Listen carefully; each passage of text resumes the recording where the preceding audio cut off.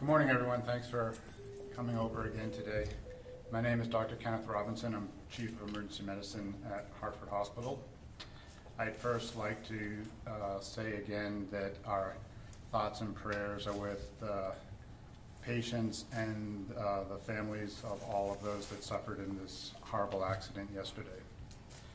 I know you want some updates. We received 6 patients yesterday at Hartford Hospital.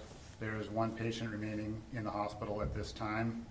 I'm not prepared to talk about their injuries, so I'll just save you that question. Just a reminder that we'd also like to recognize everyone on scene at the airport, the fire, the police, the ambulances. The more I hear about what happened up there, they did a perfect job of getting the patients and the victims to the appropriate place as soon as possible, and it was really a job well done. And just one thing about, this is why we're a level 1 trauma center, that we can flex up on a horrible day like yesterday and bring every single necessary resource to the patients that need it in a few minutes notice. And then in an hour or two, once these patients have been taken care of and are out of the department, we're back to business as usual, taking care of the patients in our community and our neighborhoods. I would like to introduce the nurse manager for the emergency department at Hartford Hospital, Tori Trzynski. Thank you. And again, I agree with Ken's sentiments. We want to thank everybody who was on the scene and took care of the patients before they got to us. This is why we work in a level 1 trauma center. This is what we do every day. It's about the patients. It's about making sure that we provide the best care that we possibly can for them. We're ready at a moment's notice. We practice this constantly, so when we get the call like we did yesterday to let us know that a plane had gone down at the airport, we all pulled together and everybody knew what their roles and responsibilities were from the moment the call came in. We did a department-wide huddle. We brought every nurse and doctor, registration, radiology, phlebotomy, environmental services, and transport together into one room to let them know what we knew, what was coming, and what we needed to be prepared for. And then we gave them their roles and responsibilities, and they went out and executed it perfectly. And at the end of the day, when everything was said and done, the greatest compliment that we got was from the rest of the patients in the department, because it was a very busy day yesterday, was that they hardly knew that anything was going on except for the news coverage that they were seeing in their rooms. Because when we do it right, the patients shouldn't even know how hard we're working and what it is that we're doing for them. So it was a massive team effort, and we're grateful not only for those in the emergency department, but the rest of the organization, the incident command center, and everyone else that was helping us out yesterday so that we could provide the care to the patients, because that's what we do best. I'm going to introduce Colleen Mulcairn. She's the director of social work, to say about the spiritual care that was provided. Good morning. I too want to thank all the first responders and all the folks that took care of our patients. One of the things that we do at Hartford Healthcare is really try to look at whole person care.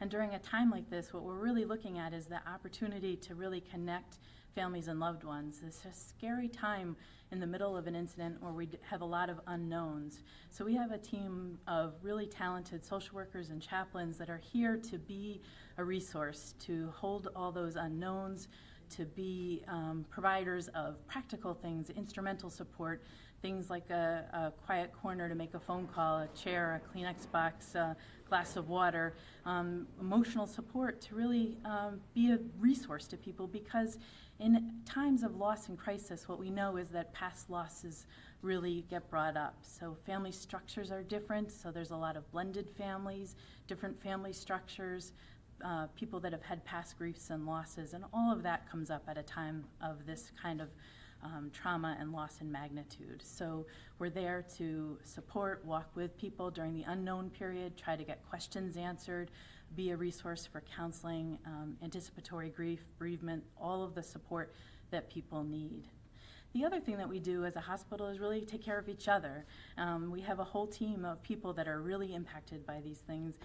First and foremost, it's our families that are impacted and their primary losses and the patients that were experiencing all of this. But but we suffer a little bit too. And so one of the things that we do as a team is to take care of each other, to check in, to have debriefing sessions and make sure everybody's okay, because a lot of thoughts and feelings come up in this work. And so we really have to attend to each other as much as anything else. So we really feel very privileged and honored to do this work, and we really appreciate this opportunity to be there at a time of people's most difficult days. Any questions? Dr. Robinson, you said yesterday that 2 people were taken to the burn center in Bridgeport. Does that mean that the other 3 were released, or were they transferred to a different hospital? I believe they were released. And the person that remains, what condition is that person We in? can't say. You can't even say the condition? No. Tori, can you talk about what it was like yesterday? Did all the patients arrive at the same time? Was it, kind of describe what it looked like here when this first started? Sure. So when we first got the information, it was coming from our trauma team. There had been word that had been come to us from the airport itself to say, hey, just a heads up. So we went into our security office where we have a bunch of cameras so that we could see what was going on. CMed Radio, which is the dispatch for this area of Connecticut, called to tell us that there was an incident on the ground at the airport, that at that point they knew that we could anticipate 10 patients.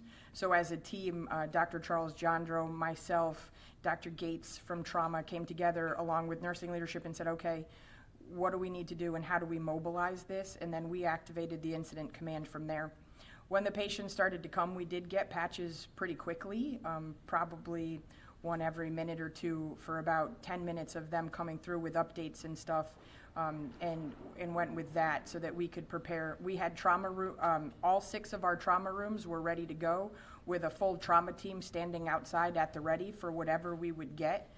And then we communicated back and forth within the department to let everybody know what patient was coming, where we expected to care for them, what members of the team would be needed for them. But they were coming in pretty quickly, but our relationship and how things work with EMS, where they were able to give us enough notice that we could move our teams to where they needed to be to meet the patients when they got there. Yesterday, the hospital put out a number out to the public to connect victims with their families. Have all of the victims been connected to their families and loved ones? Yes. Yes. Yes. That number is not necessarily the Connecticut State Police number that was given to you, that 685 number. That's what you should be using from this moment forward. How would you describe yesterday in comparison to a normal day's work around here? Honestly, yesterday for us is what we do. That's why we do this business. We were ready. We're ready at all times. It was a busy day. We started out with patients that we needed to mobilize, but we went into this business for this exact moment. I knew from the day I became a nurse that this is what I wanted to do, and we were ready. And it's not uncommon for us to get, not necessarily all from the same incident, but to get multiple patients at the same time because of the area of Connecticut that we support. We support such a large area, so scenes in Simsbury and East Hampton and Colchester can all come to us at the same time, and we orchestrate it and coordinate it pretty much on a daily basis. And the 3 patients who have been released, do you know about when they were discharged each? That would be too, we can't say that.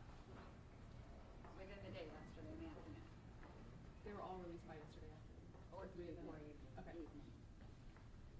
What was that answer? By yesterday evening, they've been released. So to clarify, 3 here released, and then 2 from the burn center, Bridgeport released. That makes 5, and then 1 remains here. Okay. And the 2 from the burn unit in Bridgeport have also been released? We don't, You have to connect it to Bridgeport. So you talked about the debriefing sessions. Like, how is everyone doing? Can you talk a little bit about that? Yeah, I think that these situations really can, as I mentioned, not only bring up past traumas and hurts for our families, it does for people that are healthcare workers as well. And so we do attend to those feelings. And I think that people are doing well today and felt like things went well yesterday, but there's just a certain amount of heaviness holding all of the sorrows of those families. We're talking about that phone line, supporting those phone line, those frantic calls. That does take a toll on the team. So we really want to be here to support each other and make sure that everybody's doing well. So we have a whole process for wellness and for staff support and processing, and we work really hard on that. You talked about frantic calls. When we put that number out, did everyone start calling, or Yes, we had a huge volume of calls. Your communications, everybody's communications worked well, so there was a big volume of scared folks that needed to check in.